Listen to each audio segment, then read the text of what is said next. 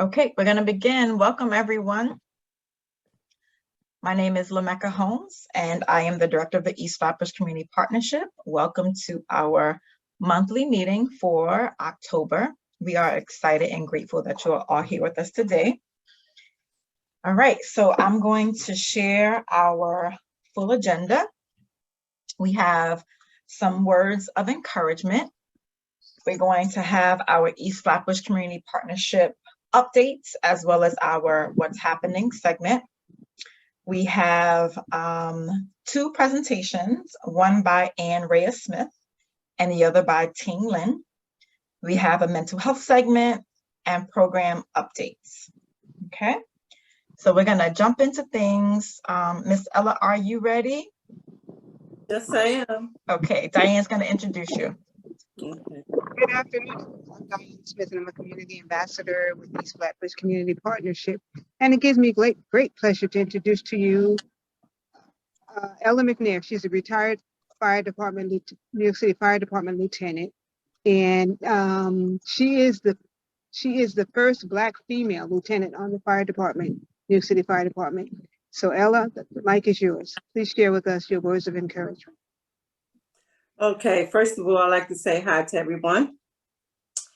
And I like to start it off by saying, for me, that God is an awesome God for me, okay? Because he's brought me a mighty long way from where I started.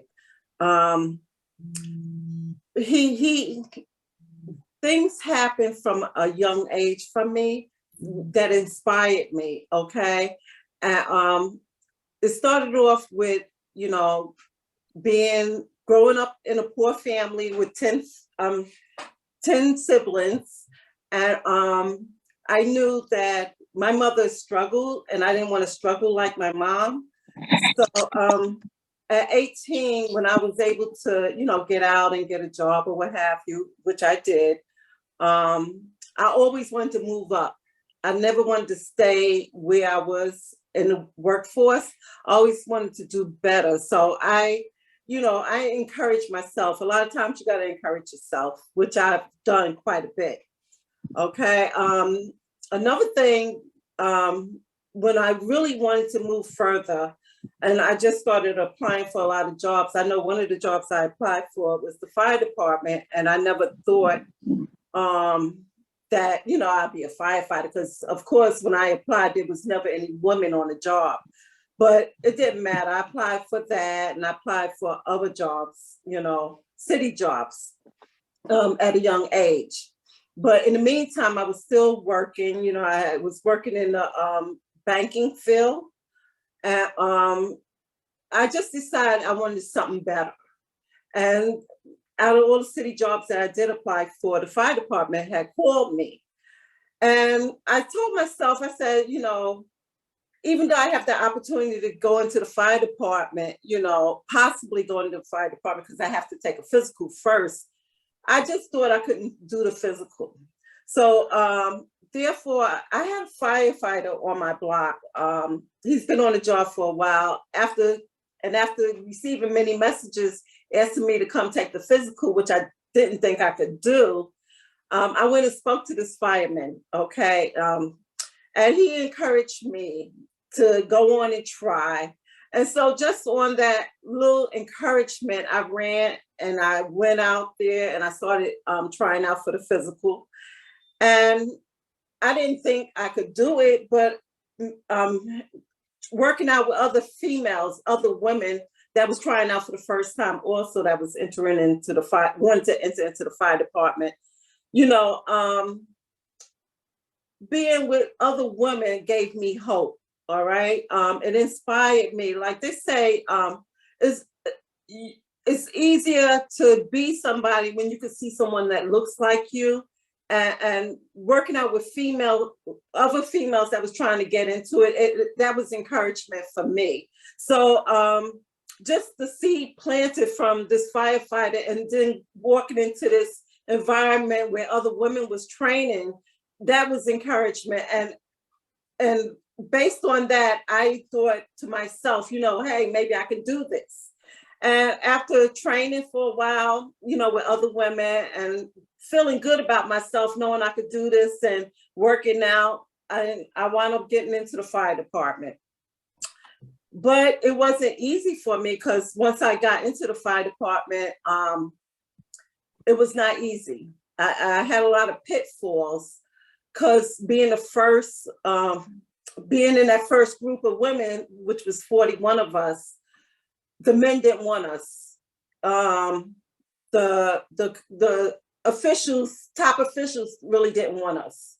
You know, the commissioner, the union, they didn't want us. So they, personally for me, they gave me a very, very, very hard time. And I struggled with that hard time that I encountered with these men for over 6 years. And struggling, okay, I wound up having a pitfall. And that's a whole nother story, which I ain't gonna get into right now.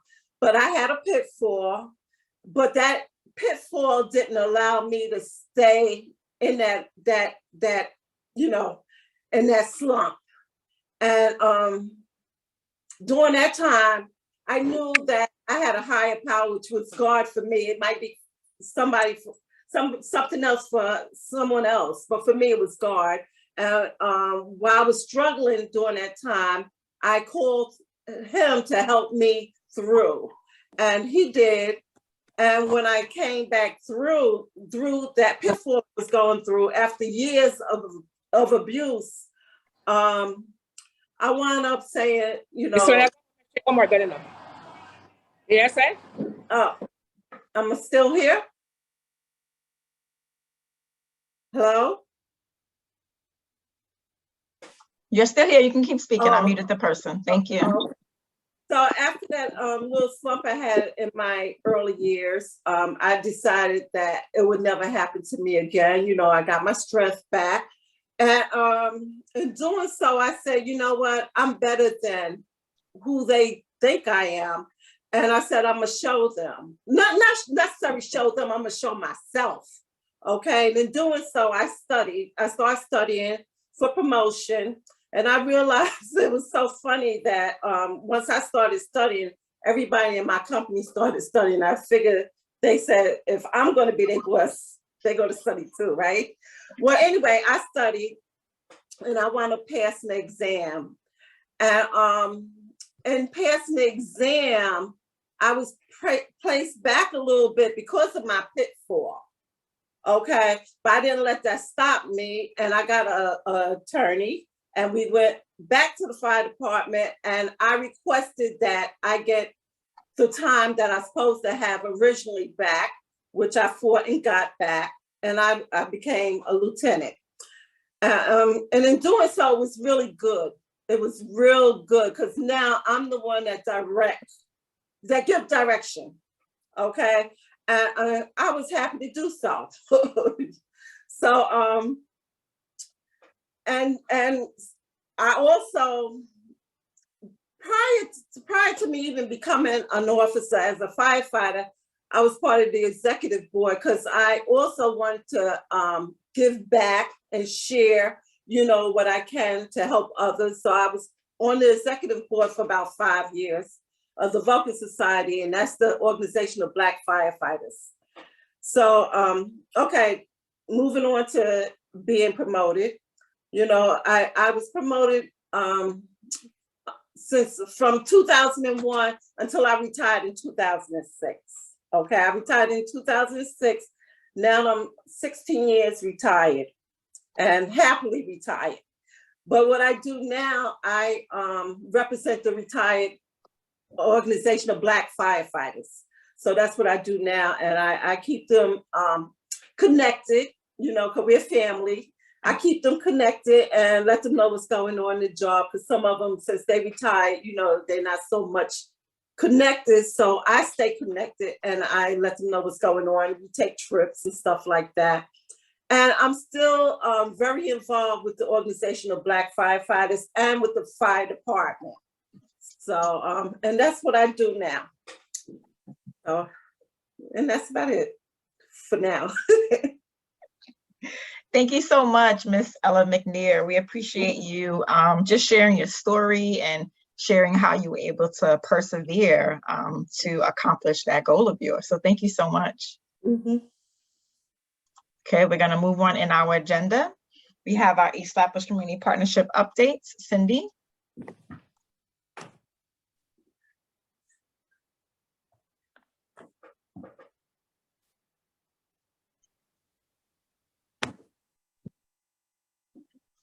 Hello, everyone. Cindy here. I'm community organizer. One of our updates is that we continue to look for administrative assistant to join us. We've posted it on the newsletter. If you know of anyone that would be great for this position, please reach out to us. I will drop the link to apply for it in the chat in a second. For past events, we were kind of busy. We participated in a health fair with the Haitian Nurses Network on October 8th, my apologies. And we have our community ambassadors, Kai and Marie, that attended that event. Some pictures here from them that day. Also, during this month, we participated with the Jewish community for a community fair. It was full of games and food. They even had a guy do this fire kind of presentation. It was really cool. But anyway, we connected with them, sharing resources and giving out these little balls and bottles to the kids that was just taken from the table so much, but they loved it so much. So this was a great day just to connect with that community and partnering with them for that.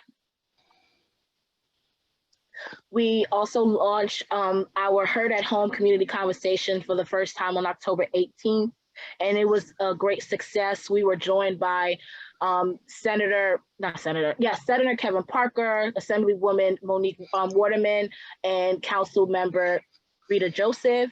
And we had NYC Votes present about what civic engagement is. And we were also joined by several service providers sharing information with the residents. It was a really good event.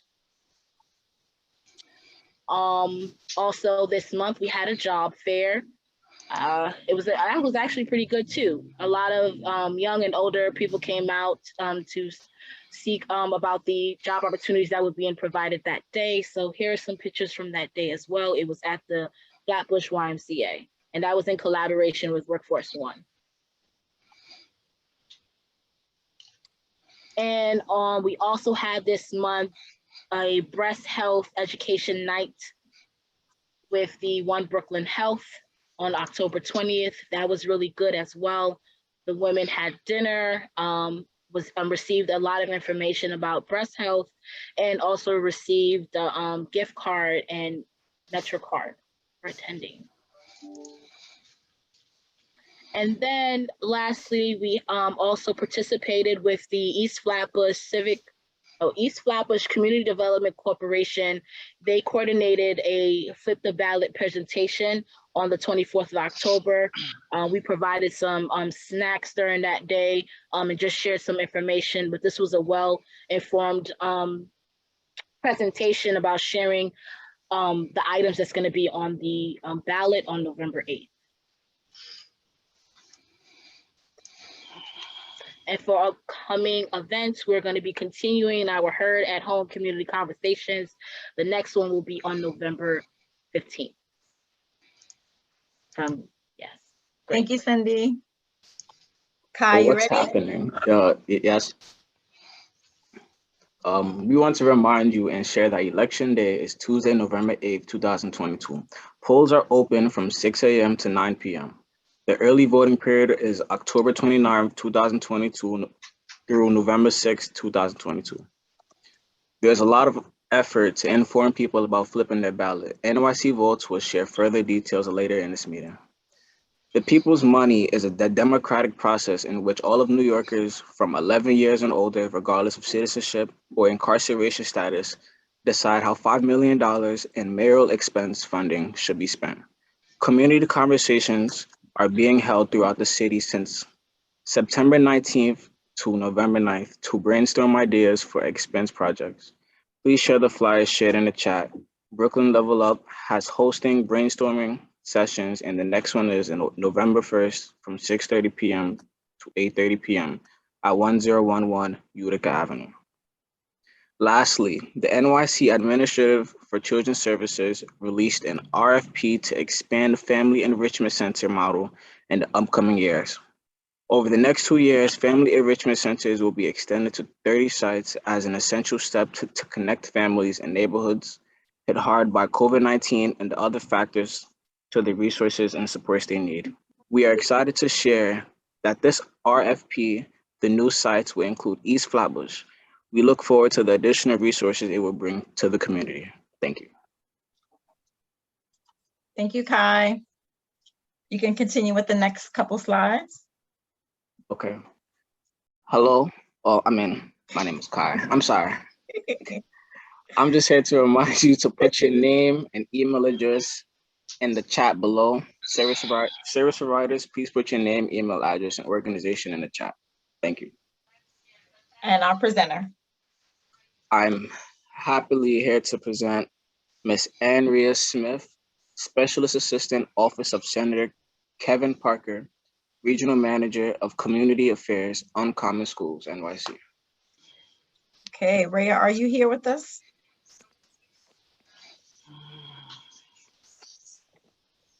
Okay, I don't see her yet, and I just texted her, so we can move on to the next speaker. Okay, no problem. Kai, can you Okay. introduce our next speaker? Moving on to our next speaker, Ms. Tinglin. She's an engagement coordinator, partnership and outreach, NYC Votes, New York City Campaign Finance Board. Thank you. Thank you, Kai. I'm just going to go ahead and share my screen. So like Kai said, hello everybody, my name is Tang. I am the engagement coordinator with NYC Votes, which is part of the New York City Campaign Finance Board. Can everybody hear me okay? Okay, awesome. So, before we begin, I just want to get some more interaction in the chat. So if we could talk, just drop in the chat what our favorite thing in New York City is. So whether that's your neighborhood, your borough, or a park, or a restaurant. I'm just gonna put the prompt in the chat. And I can, share. So I grew up in Sunset Park in Southern Brooklyn. And Sunset Park is the name of the neighborhood, but there's actually a park called Sunset Park.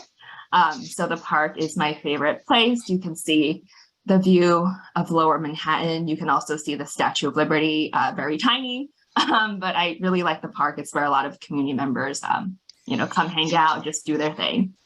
And I see people, park, Prospect Park, diverse food, Coney Island, yes. All great, thank you for sharing. And so I'm gonna, Queens. Okay, vegan ice cream and seasoned food. Brownsville, thank you. Yes, the Shirley Chisholm Park. Love that. Public places. Bath Cat. That's what I call it. I'm the only one that calls it that. Yeah. Oh, sorry. Yeah, so today I'm going to be sharing, information about voting and what's on the ballot.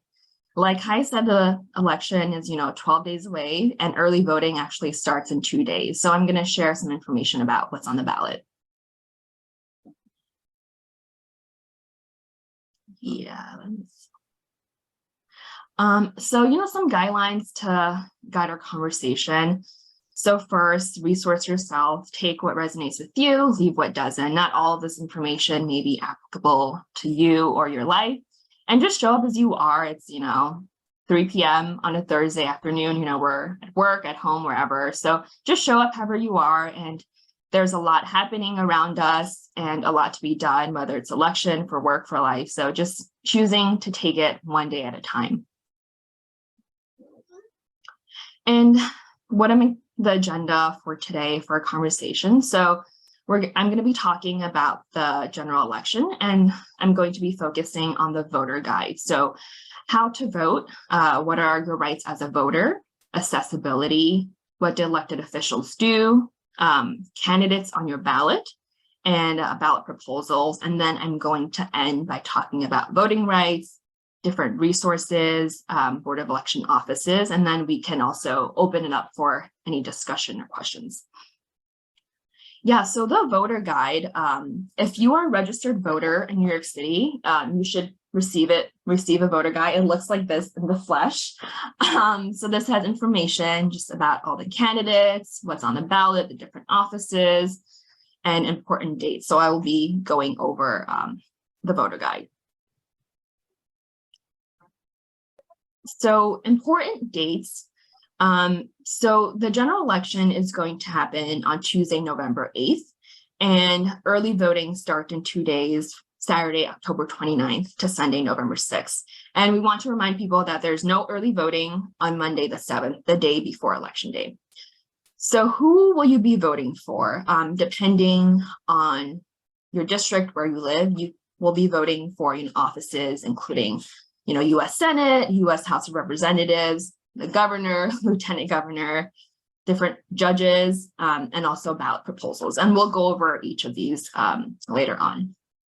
So just some important dates, registering, early voting starts in 2 days, and yeah, Election Day is on the 8th.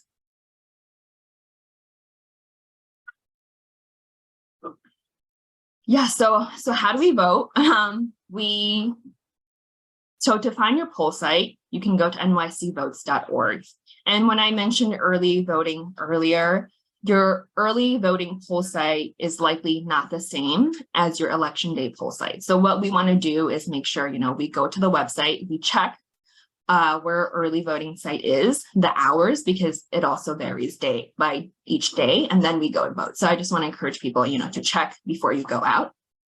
And voting by mail is not as relevant now because the deadline to request an absentee ballot has passed, but definitely if you want to request an absentee ballot in future elections, you can go to nycabsentee.com.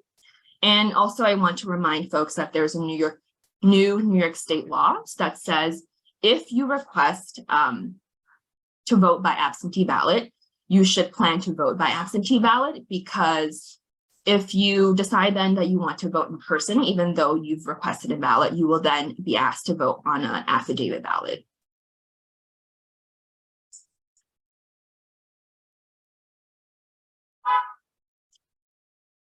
So I want to talk about, what your rights are as a voter. So you have the right to vote if you are a registered voter in New York City and you are in line at your poll site by closing time. So closing time on Election Day is 9 p.m. And in addition to, you have a right to vote by closing time, you also have a right to bring interpreters. So a lot of New York City communities, a lot of folks, English is not their first language. They're not most comfortable using language. And there are poll workers at the sites who can provide interpretation. And if there aren't poll workers, they're also a language line. And a lot of folks, right, when they go vote, they bring a family or a friend or somebody to help them interpret. And that's totally fine. So when you go in, you check in, and when the poll worker gives you your ballot, then you could bring your interpreter to the booth where you actually file your ballot. And you could bring an interpreter as long as they're not your employer or a union rep. So a friend, family, yeah, you can go vote together. And so here's some information about voting for people with a criminal or felony conviction. So here it says, yeah, if you have a misdemeanor or a violation conviction, it does not prevent you from voting. And if you are currently incarcerated for a felony conviction, you are ineligible to vote. But if your sentence is suspended or you've been released from prison, you can vote. And there's actually somebody in our team who primarily works with people who are formerly incarcerated or currently incarcerated, and can share more information about this if you have any questions.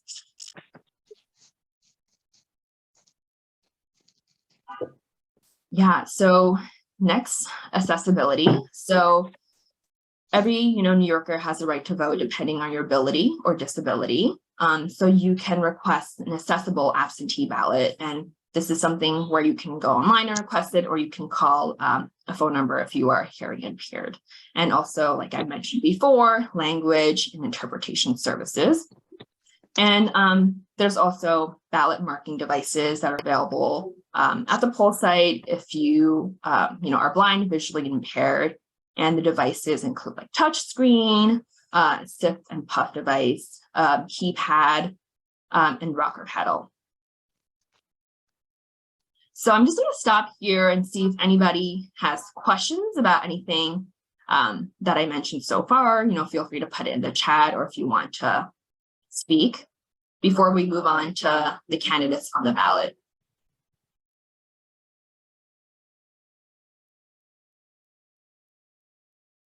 Yeah, I see Sarah, you have your hand raised. Hi, yeah, thanks. And I apologize if this is a silly question. For individuals who are awaiting trial for felony charges, they're still eligible to vote, correct? Yes, I believe so. So as long as you're not convicted of a felony or in serving a felony sentence. Yeah, but I can definitely follow up on that just to make sure that this information is correct, because I'm not the expert in this area. So if you want to leave your email, I can get back to you on that. Okay, if we don't have any other questions, I'm going to move on to what's on the count. Did I see some? Okay, thank you.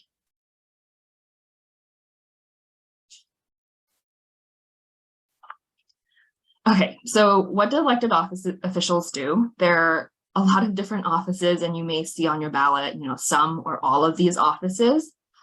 So let's break it down by, level, federal, state, local. So for federal office, there's the U.S. Senate. So you'll be voting for United States senators. So this is the upper chamber of Congress. And then you'll also be voting for U.S. House of Representatives. This is the lower chamber of the Congress. And the U.S. Senate and the U.S. House of Representatives, they work together to pass laws, and it has to go through each house before it can be signed by president. And also for statewide office, we have the governor, who is the chief executive of New York. So they sign or veto legislation. They also monitor and are in charge of the budget. And also lieutenant governor, who's the second highest ranking executive in New York after the governor. And we also have the attorney general, which is the state's chief legal officer. And then the comptroller, who is the chief financial officer in charge of money.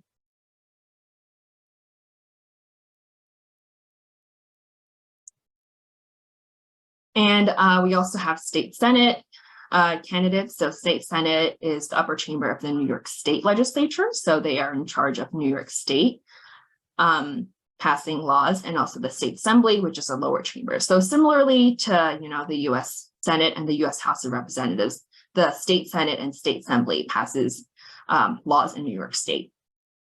And then we also have judges, so state Supreme Court, civil court, and the surrogate court.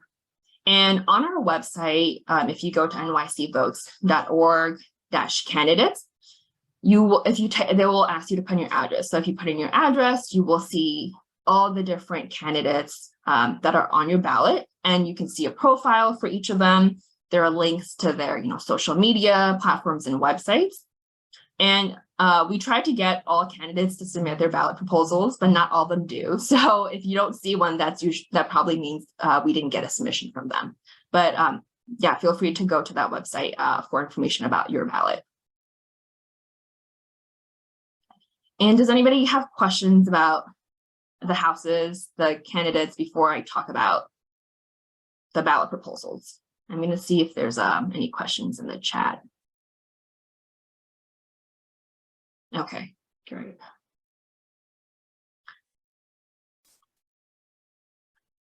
Yeah, so the ballot proposals are often a source of confusion for a lot of folks, but how I like to explain it as they're just yes or no questions. So they're saying, should something be passed? And if you answer yes, you want it to be passed. If you answer no, you don't want it to be passed. And if a majority of voters vote yes, then the ballot proposal will be passed and will become law. If a majority votes no, then it doesn't get passed and it won't become law. So for this year in the November, we have 4 different ballot proposals. So one is statewide. So that means all New York State residents get to vote on the first one. And then the final 3 are citywide. So only in New York City voters get to vote on the last 3. And another important question that we get is, can I vote on all of them? Yes, you can vote on all of them. You can vote for one. I mean, we encourage you to vote for all of them. So you're not only just, voting for one. And also a reminder that this is on the back of your ballot. So in the front, you'll see the candidates running for office. And if you flip it to the back, then you will see all the ballot proposals. So I'm going to talk about, the 4 ballot proposals.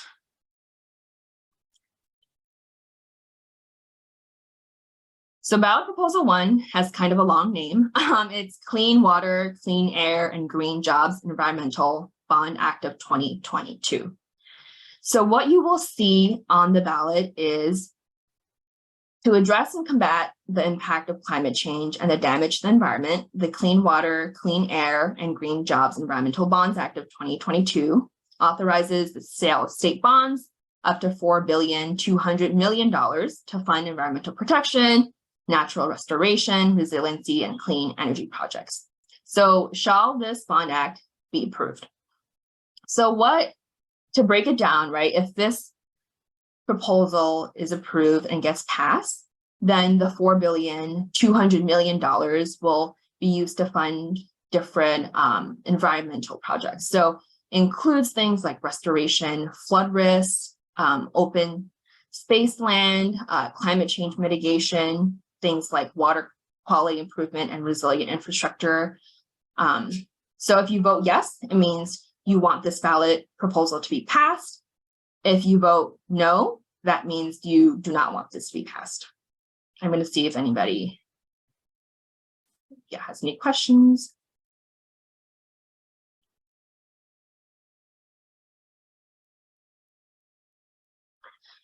And now I'm going to go on to the 3 ballot proposals that we'll be voting for in New York City. So ballot proposal 2 is to add a statement of values to guide government. And this proposal wants to amend the New York City Charter. So change the New York City Charter. And when I say New York City Charter, that just means the laws of New York City, the Constitution, what governs New York City. And this will add a preamble, which is the introductory statement of values and missions. So it's saying it wants New York City to aspire towards a, quote, just and equitable city for all. And it will also include in the introduction for New York City to, remedy past and continue harms and to reconstruct, revise, and reimagine our foundations, structures, institutions, and laws to promote justice and equity for all New Yorkers. And you are voting on whether this proposal should be passed. So I see this really as a mission statement to New York City government. So this is an introduction to the charter. We currently do not have one. So this will just recognize and kind of guide New York City and how New York City government operates to a more equitable city. So this is proposal 2.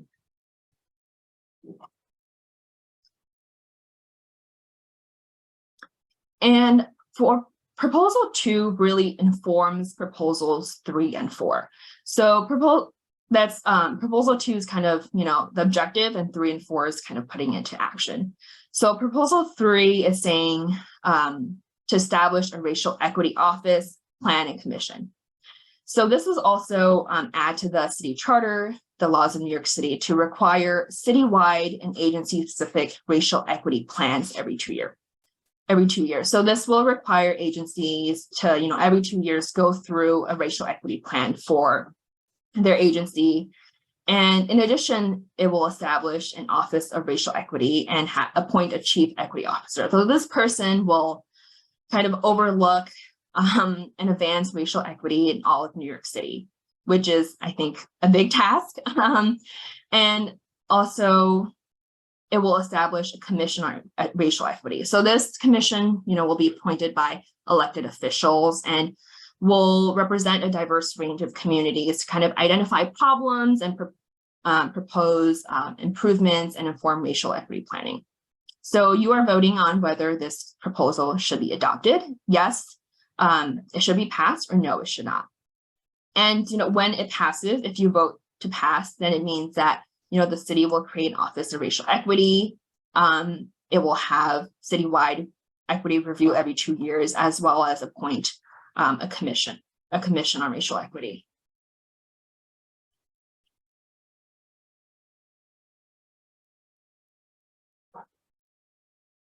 And then lastly, the fourth ballot proposal is to have a measure the true cost of living.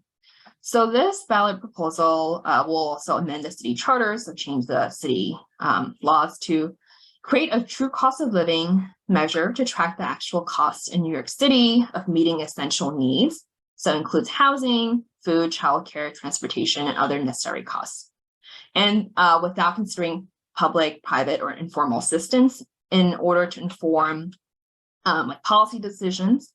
So you are voting on whether the city should report annually on the true cost of living measure. So yes, it should be adopted. We should have a true cost of living, and no, we shouldn't. So I think when we think about true cost of living, a lot of the data that we receive, like area median index, that's informed by federal level, right? So housing and urban development. So if this one, I think to understand it is the true cost of how much it takes to live in New York City for housing, childcare, without any other assistance.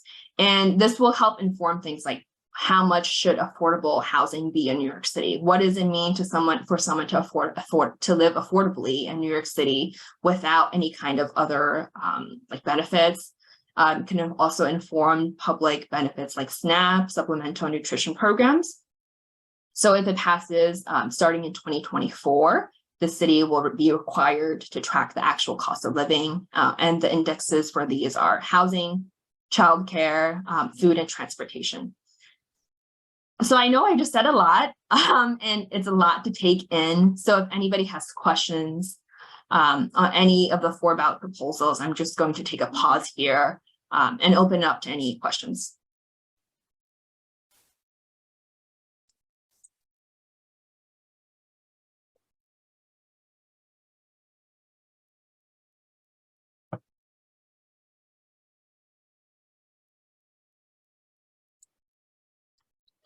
I have a question. How often are there ballot proposals for people to vote on? I think usually it occurs for general elections, but I'd have to get back to you on the number. Okay. For how many. Yeah, it varies, I think year by year, because this year, so ballot proposals 2, 3, and 4 were created by the New York City Racial Justice Commission. But yeah, I think the number can vary like year to year on how many there are. Yeah, I was asking because I was trying to see if it was on a cycle and wondering for people who just aren't used to voting in this way, right? Like they're not even expecting it. So yeah, just curious. Thank you. No, definitely. Yeah, a lot of people aren't even aware that there are ballot proposals or what they are. So I hope this provides some more context information about them. Do we have any other questions before I move on? I have a question. Yeah, go ahead. You mentioned earlier that people who decide to do an absentee ballot and then change their mind and decide they want to vote in person, they have to do a affidavit. So do they cancel out each other, or what happens in a case like that? Yeah, so I think I'm also gonna fact check myself and get back to you, but my understanding is because right now this is actually a very new law. I think this was just implemented in the primary elections a few months ago. But if you choose to vote in person after you had already requested an absentee ballot and you decide you want to vote in person again, you will submit an affidavit ballot. And I believe they will then cross-reference that, with your absentee ballot. If they haven't received an absentee ballot, then your affidavit ballot will be counted. But affidavit ballot is an alternative ballot. So we encourage people to vote with the absentee ballot. And if you decide you want to vote in person, you can actually fill out your absentee ballot and bring it to the poll site instead of asking for a ballot at the poll site. So you can hand in your absentee ballot if you request one on election day. Thank you. Second part on the affidavit ballot. Person comes to a site that they used to vote at, and they told this is not your site, and they don't want to. Sorry,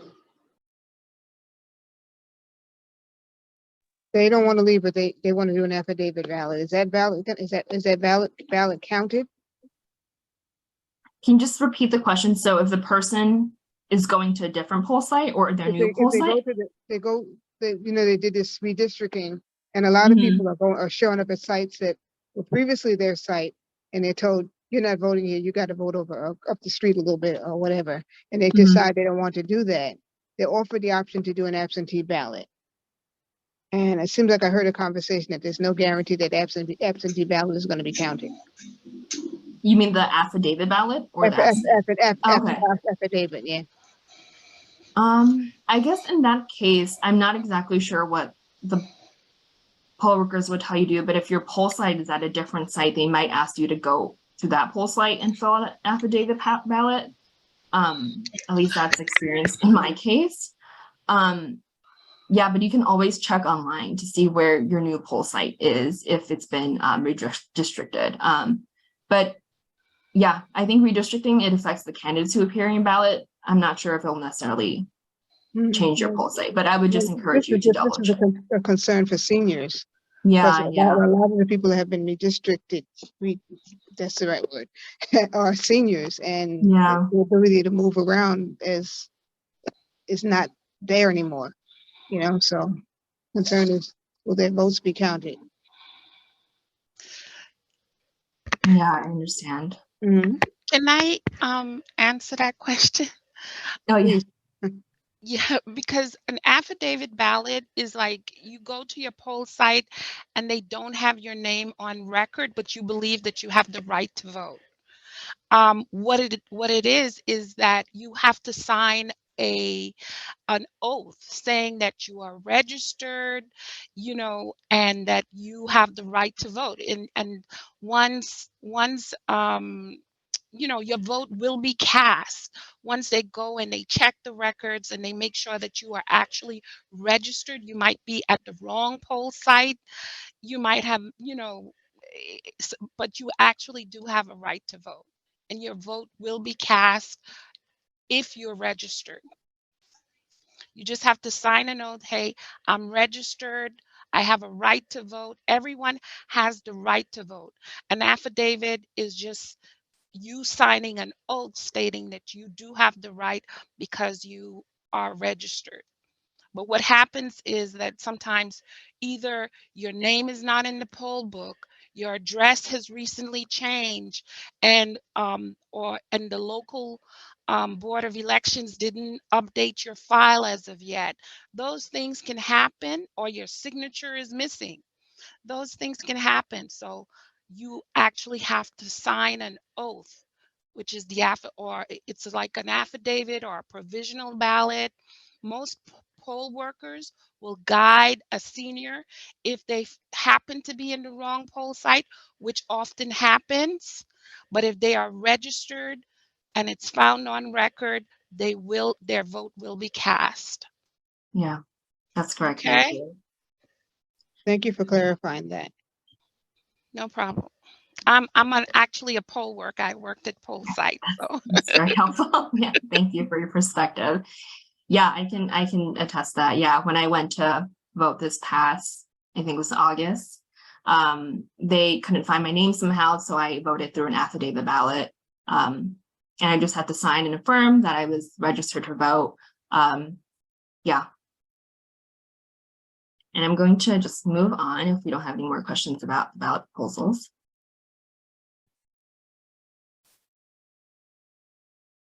So if you want a second opinion on ballot proposals, on our website, we have a lot of, we have supporting or opposing opinions for each proposal. And these are submitted by fellow New Yorkers about if they think you should vote yes or no on each proposal. And this is just a little information about us. NYC Votes were the Voter Engagement Initiative of New York City Campaign Finance Board. We're an independent city agency, nonpartisan and independent from the mayor's office.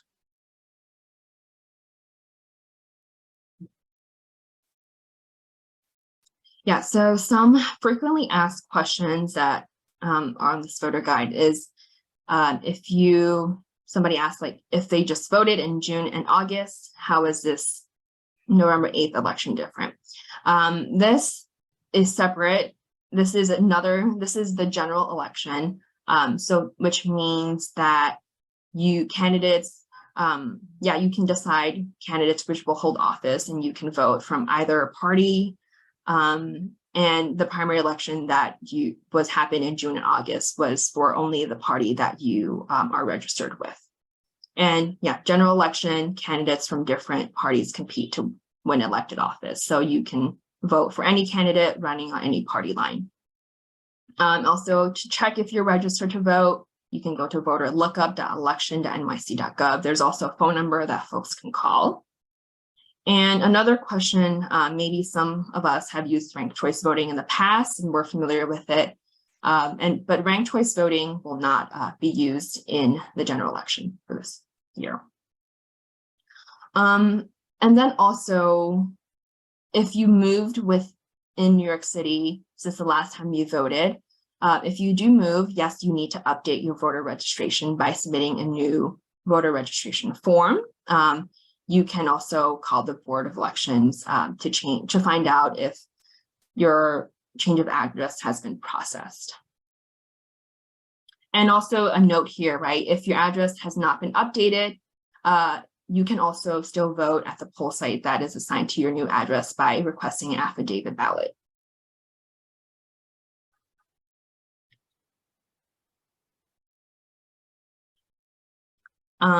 Right, so this is, again, a question is, am I eligible to vote in person if I request an absentee ballot? So you can drop off your completed absentee ballot at any poll site while polls are open. So if you don't want to put it in the mail, you can drop it off the poll site. And if you, like Evie mentioned earlier, if you still want to vote in person, you will vote with an affidavit ballot, just this attest. Yeah, oh, did someone say something? Yeah, this is just to confirm that you are registered to vote. You have signed and acknowledged that, and they will, look up your voter information and match it to their database, and your vote will be counted. And this is just some information. Do I need to use a stamp? Can I drop off my absentee ballot? Yes. And then you can also track your ballot after you return it if you drop it in the mail.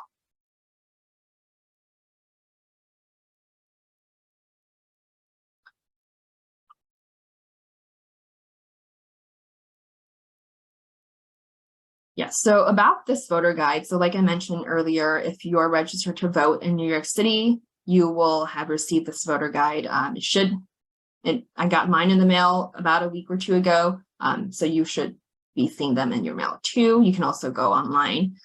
Just some information about the Board of Election offices, their phone numbers and their addresses if you want to call them, whether to check your voter registration status, update your information.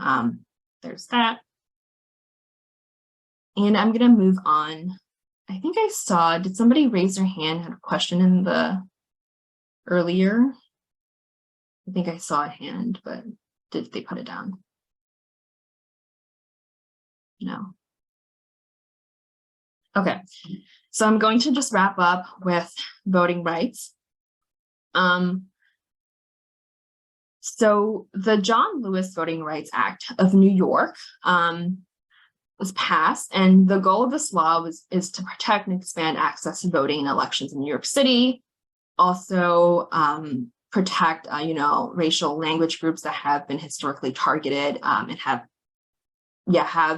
targeted by barriers to voting and encourages participation of all voters, and replaces key provisions of the federal voting rights law that was struck down. So what this means is it establishes a state pre-clearance program. And so any counties or localities that want to change their electoral process and who's had records of discrimination, all of that needs to be approved by the state government. And there are more legal tools to fight discrimination, racism in our elections. So it gives the New York Attorney General investigative power to investigate violations, and also instructs our court to interpret election laws in the most pro-voter way. Also creates a centralized hub for election and demographic information, and also uses a formula to mandate language assistance in elections. So right now, the Campaign Finance Board, we are legally mandated to provide interpretations in 5 different languages, right? So it's English, Spanish, Chinese, Korean, and Bengali. But going into next year, we will have translations in 12 different languages. So really expanding the language access piece of elections. And here's some information about voting rights for survivors of domestic violence. So for step 1, anybody can go to a Supreme or Family Court in your borough for a court order that will require the Board of Elections to keep your voter registration separate from other records. And then you can take the copy of that court order to your local Board of Elections to register to vote. And then step 3 is you can, on election day, go to your poll site to vote as usual. So this is some resources for survivors of domestic violence. And here, some more links: so Safe Horizon, New York State Register to Vote confidentiality.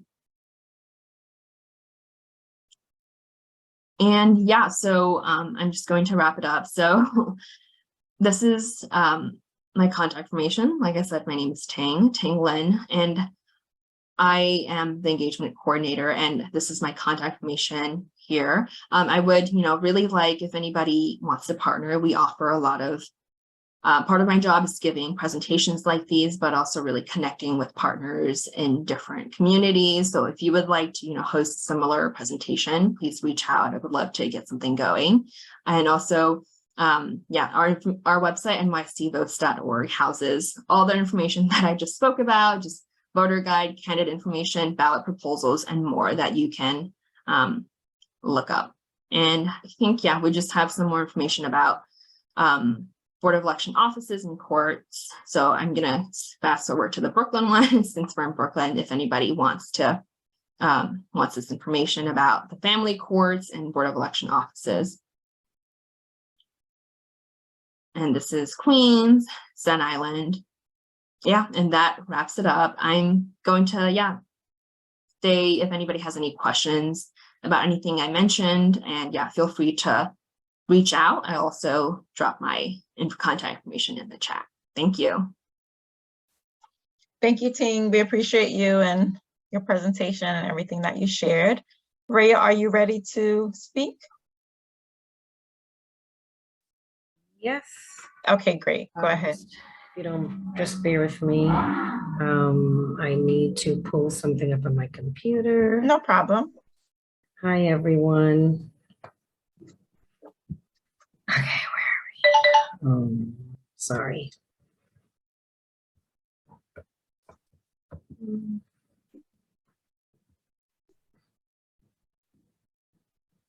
Okay, great.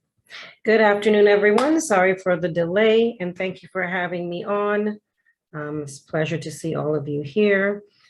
Today, I am here representing the External Affairs Department at Uncommon Schools. And the External Affairs Department, I'm the regional manager there for community engagement. And so some of you may know me from a number of other places, particularly with Kevin Parker's office, and I assist his office as well for a number of things related to partnerships.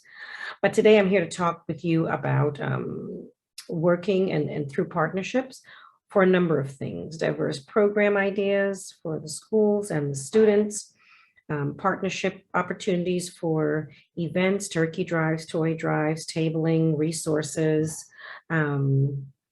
anything related to that, back to school drive. But two specific items. We also have a coalition of powerful partners for advocacy, which are advocate parents, community stakeholders, and frontline advocates that are from our community, for our community. Our schools are largely in Canarsie, East Flatbush, Crown Heights, Brownsville, East New York, Bed-Stuy. And with East Flatbush specifically, we advocate or teach rather the parents and the community members to advocate for a number of things in their district and or their area. That could be a number of things, which would include inequities in healthcare, housing, jobs, and specifically education, where you hold your elected and community leaders accountable, promoting social justice and equitable distribution of these resources, representing our students, our staff, our community members from all across the Uncommon footprint. And these things take place by partnering with elected CBOs and agencies, community stakeholders, and cultural members, which are many of you on this Zoom. We advocate for things like legislation that will protect our high quality education and or our youth and families, and also for other schools to be able to thrive as well equally. We support voter registration and education through GOTV and a number of other partnerships like, for example, New York City Commission on Civic Engagement. And thank you, Ting Lin, for that presentation. I worked with Ms. Bienami on our boot camp yesterday for our parents, and it worked out really well. Also raising awareness by promoting campaigns on social media. So driving the efforts so that our parents and our advocates know that their voice matters. We also have a youth ambassador program, which provides opportunities for youth and scholars of these members from grades K through 12 to give back to their community through volunteering and community engagement. So that's in a number of areas that relate to community gardens for environmental resource and coverage, soup kitchens, read alouds, tutoring, donations of all kinds. We know we have asylum seekers coming into the country as we speak. The mayor's office just had a big Zoom about that this morning, talking about how they're going to be housing them and facilitating them with education, having them in our communities and what that is like.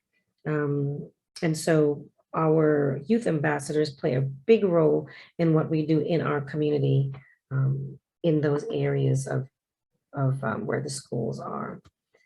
The last thing I want to just mention is that there is a city-wide program throughout all schools, DOE schools and charter schools, private schools, all school-age children through the city now have an active, an active college tuition savings account that has been set up for them through the city.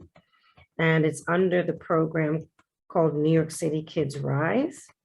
And under that particular program, you're able to save money. You're able to save money from the time your child enters kindergarten and first grade through to college. And it starts with, I think it's $25 to $100 that the city has in your account.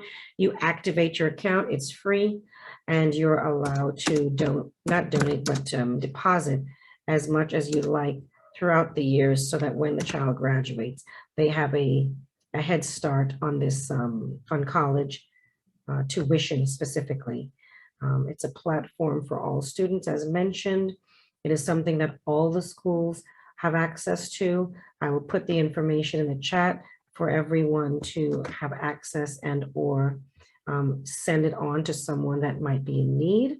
You can activate the account. You can certainly add more to the account. And there are incentives even within the account that the longer you have the account, they will be doing some matching funds along the line to be able to further your savings goals, so to speak. They also have a lot of professional development workshops that teaches you Number one, how to save creatively, especially like, you know, a lot of us, we have limited income or you know, sort of short incomes based on where we are in life. And so fixed incomes. And so oftentimes there are incentives along the way to either match and or add more or increase from the matching fund to be able to make these deposits. So I'm going to put in the chat the New York City Kids Rise information along with my email address at Uncommon Schools in case you need to reach out. Enrollment is coming up again for anyone who is interested. Please just reach out to me. I can forward you over to the enrollment team. And our classes and our schools have robust curriculum. We work hand in hand with trainings throughout the DOE to train DOE and some of those teachers, especially in some of our districts. So we are very much friendly community partners. And so we're looking forward to seeing you at either one of our events or having us table at one of your events. Thank you. Does anyone have questions for Rhea? Rhea, is there any like presentations being offered about that tuition thing that you just mentioned? Oh yeah, there's several. I'm gonna put in the chat right now when their workshops take place. Okay, and would there be a way to like request like or coordinate like a workshop for like our residents? Yeah, they will come and make a full presentation. They can do that. And then they're also, just like we have the voters registration training, civic engagement training on different days, they have that option as well. So I'll put that all in the chat with a name and number to the contact person who is the community liaison over there. Thank you. No problem. Thank you. Any other questions for Rhea? Okay, thank you so much, Rhea. No problem. And by the way, y'all did an amazing job at that last session with civic engagement. I just want to thank you for that. It was very informative. Great. All right, we're going to continue with our agenda. We have our mental health segment now. I'm going to share my Come over here. I don't want any of this to trip other me. slide. Yes, you do. You don't want it all to go in? Huh? No, no. Most of them in there. She drains it all the way? Watch, you know, leave it. Cindy, can you mute that person, please? Yep. Thank you. Every last bit counts. I hear you. To the last drop. It has really been a great help. Hold on one moment, everyone. I want to share this, but it's not looking the way I wanted to. So give me one moment, please. Okay, it's fine. I'll just make it bigger. Can you guys see that slide okay? You can click slideshow on top and then present it.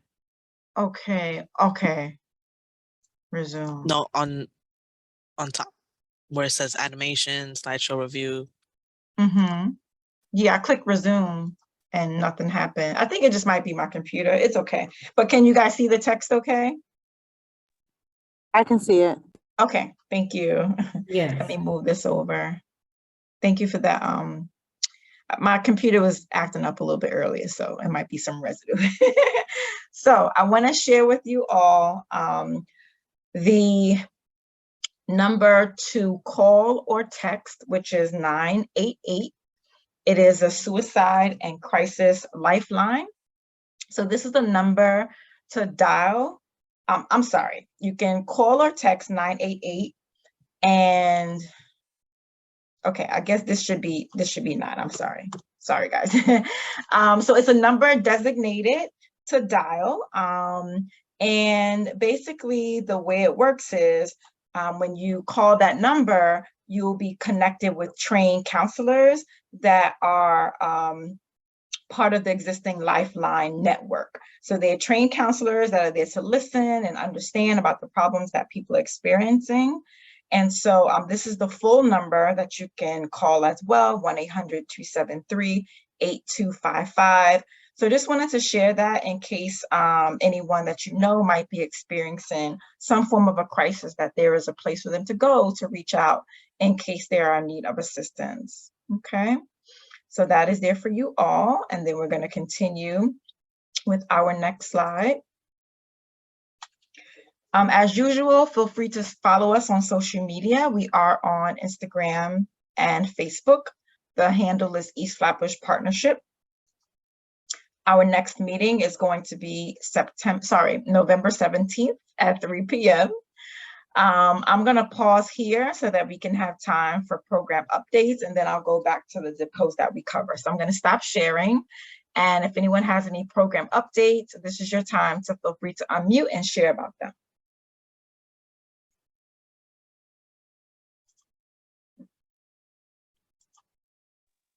Hi, everyone. Sorry I was late. This is Charlene Gordon from the New York City Department of Health. And just to mention to everyone that this week is National Lead Poisoning Prevention Week. And this year we partnered with HPD, which is Housing Preservation Development, and came up with have some webinars, virtual webinars, and also in-person events. So I put in the chat my contact information and a link, which will let you know where we are around the city. And also too, if you're interested in learning about lead poisoning, we have a virtual webinar for tomorrow. It's on lead poisoning and also on working safely around lead for individuals who are working with lead. So it's if you're interested, it's great to share with your parents, your clients, or any individuals that you're working with to learn about lead and why, you know, it's so important to know about lead poisoning. So if hopefully you can be able to join us or just share that information with your clients. Thank you. Thank you, Charlene. Who else would like to speak?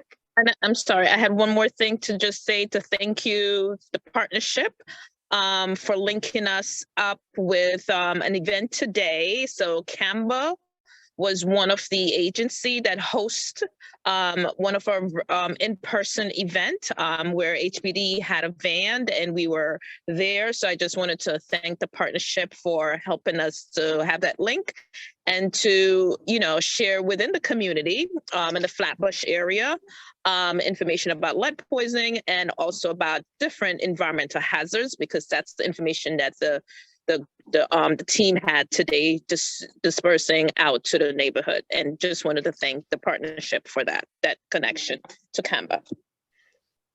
You're welcome. Who else would like to share? I just wanted to add something really quick that I forgot to mention. There's going to be a mammography clinic by NYU Langone Medical Center, mammogram mobile unit on Saturday, November 12th from 10 to 3. It will be at Goshen Temple parking lot, and that will be at 2414 Church Avenue. That's 2414 Church Avenue. It'll be a mammography clinic, a mobile unit, Saturday, November 12th from 10 a.m. to 3 p.m. for free mammograms. Thank you, Celine. I see your hand up.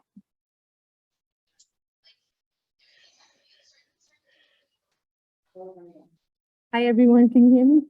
Yes. Okay, so hi, everyone. I am so glad to be here this afternoon with you all. It was a great meeting so far, so much information. So thank you to the East Flatbush CPP for putting it all together. My name is Selena LeBron. For those of you who don't know me, I am from NYPCC. We provide counseling services for children and adults. We're open 7 days a week and we do not have a wait list. I also wanted to mention that we will be hosting our forum for professionals Tuesday on election day, November 8th. I'm going to put the link in the chat box for anyone who is interested. We're giving away 1.5 free CE credits that day. So again, I'll put the information in the chat box so you can register. And we look forward to partnering with you all in the future. Thank you so much. Thank you, Selena. Team, would you like to share?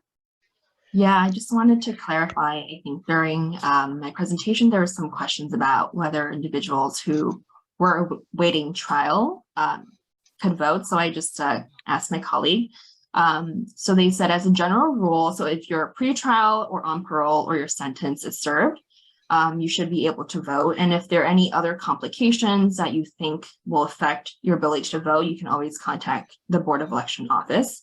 And there's also a section on our website on voting rights. So I'm going to put all that information in the chat. So hopefully that clears up any questions earlier about ability to vote for people who were formerly incarcerated or awaiting trial.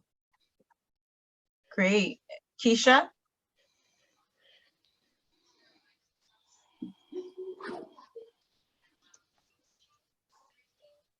Hello, everyone. Good afternoon. I'm Keisha Sidney, and I'm with Sesame Flyers.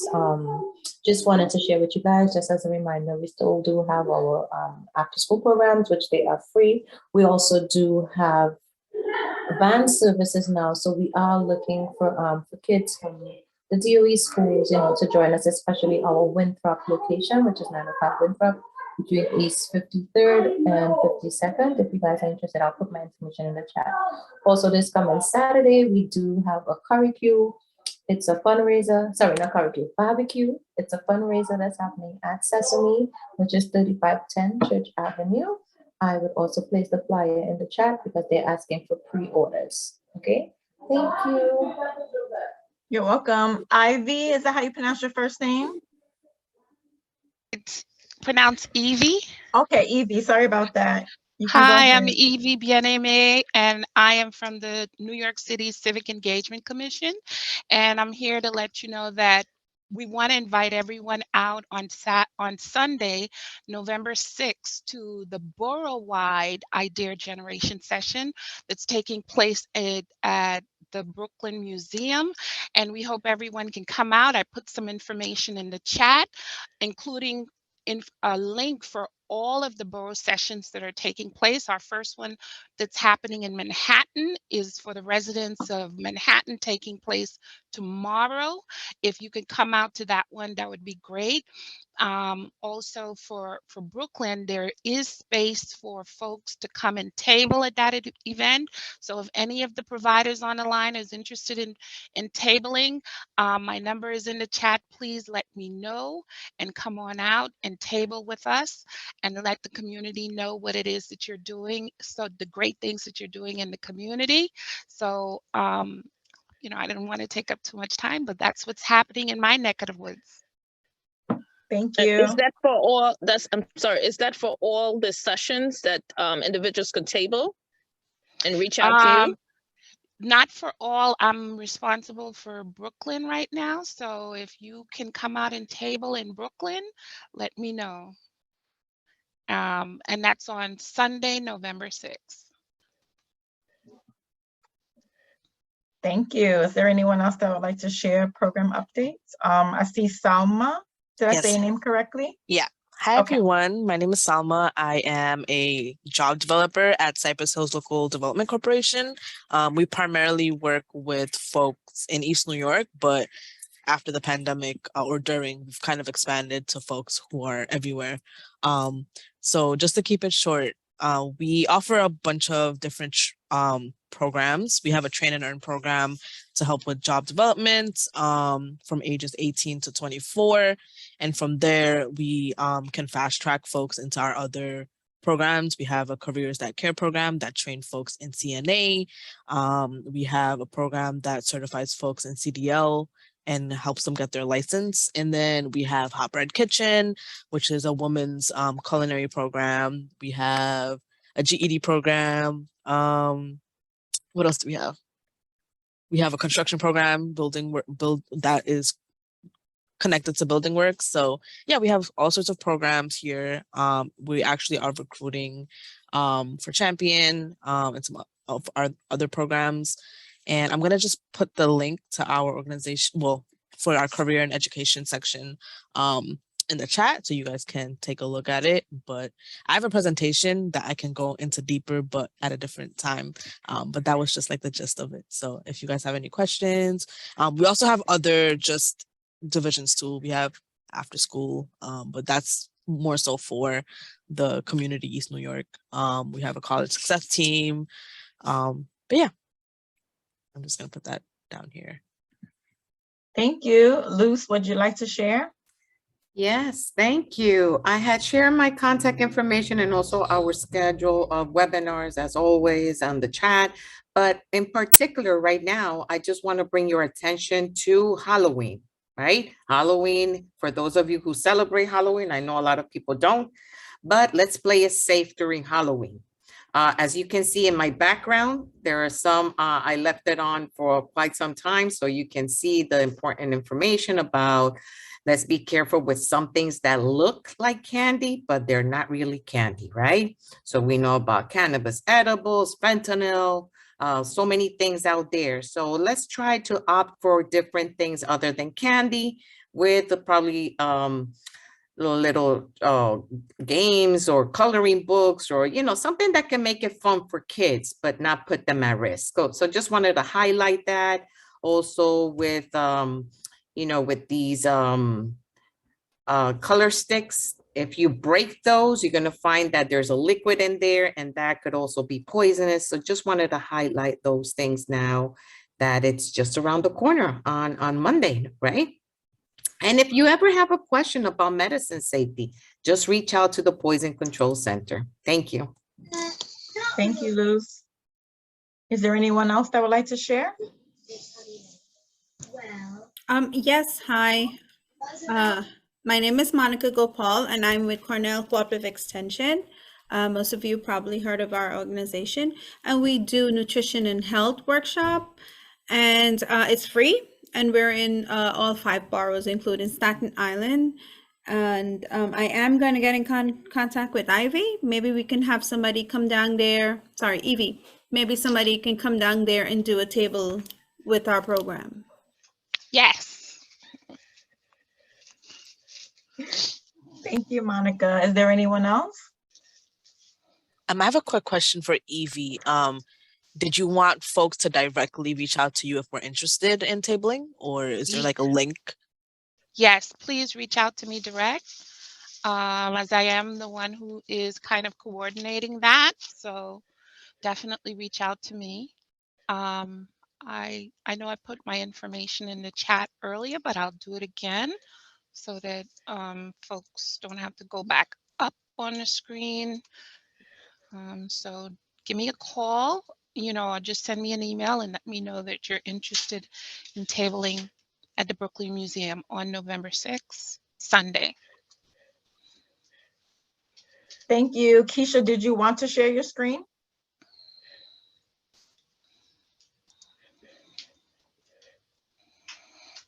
I just also want to say, please encourage folks to go online and register.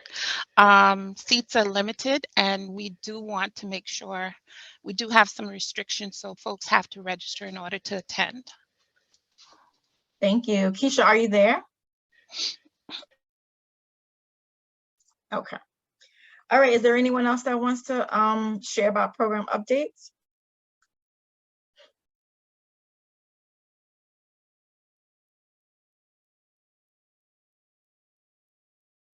Okay. All right. So we are done as far as that portion of our meeting. We have a few moments left. So I just love what happened just now. You know, we were able to connect some partners together. And earlier we heard from Charlene, how she was able to connect to have an event. So that's what we love to do. So we're just gonna leave some time now for you all to just talk. If there's anything that sparked your mind while someone was speaking, made you think about something, feel free to just have a conversation with that person. I'm gonna put up our zip codes where our catchment area is in, but I'm gonna leave it open for you all to just chat. Okay, so we are officially done with our meeting. I appreciate you all for being here. I'm gonna share my screen with the zip codes, and then I'm gonna turn off the recording, and you guys can feel free to continue to connect. Thank you for coming. I just wanted to mention that we have a new outreach director at the Civic Engagement Commission. Her name is Barbara Williams. Many of you might already know her. So please, we are going to reach out to all of the organizations and the providers on the line so that we can have monthly meetings about civic engagement and how we can get this information about the people's money out to the public, and also some of the information, the workshops that we have. We want to be able to reach out to folks and let them know what's happening, so that this year is just the launch, but next year we want to be able to go out with a bang. So Thank you. Evie, do you have the link